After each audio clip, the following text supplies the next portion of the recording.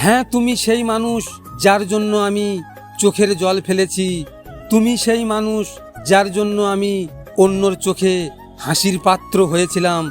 তুমি সেই মানুষ যার জন্য আমি আমার পরিবার ছেড়েছি, বন্ধুদের ছেড়েছি, আরও কত কি।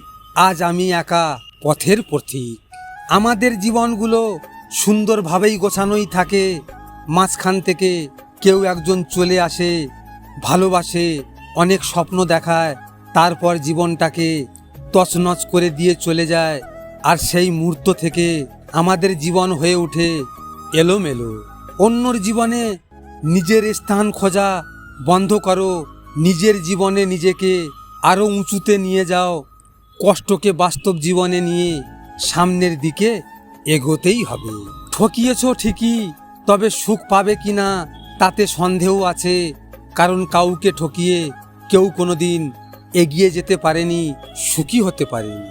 রাত 12টার পরে হঠাৎ বুকে ব্যথা অনুভব করলাম। চোখ দিয়ে জল গড়িয়ে পড়তে শুরু হলো। আমি ভাবলাম কি হলো আমার। পরে বুঝলাম তোমার কথা মনে পড়েছে। কি পেয়েছো ঠকিয়ে? কিছুই পাওনি। তবে হ্যাঁ, তুমি একটা সাজানো গোছানো একটা সুন্দর জীবন তুমি নষ্ট করে দিয়েছো। যদি কখনো সময় পাও একটু ভেবে দেখো, আমার সাথে যেটা করেছো সেটা কি তুমি ঠিক করেছো? পারবে নিজেকে ক্ষমা করতে? পারবে কি নিজে আমার সামনে দাঁড়াতে? কাউকে কেউ ঠকিয়ে কখনো পরিপূর্ণ সুখী হয় না। কষ্ট তো সেও একদিন পাবে, তবে অপেক্ষা শুধু সময়ে। নাটক করে ভালো সাজা যায়, তবে সেটা বেশি দিনের জন্য নয়। মুখোশ একদিন ঠিকই খুলে যাবে, অপেক্ষা শুধু সময়ে।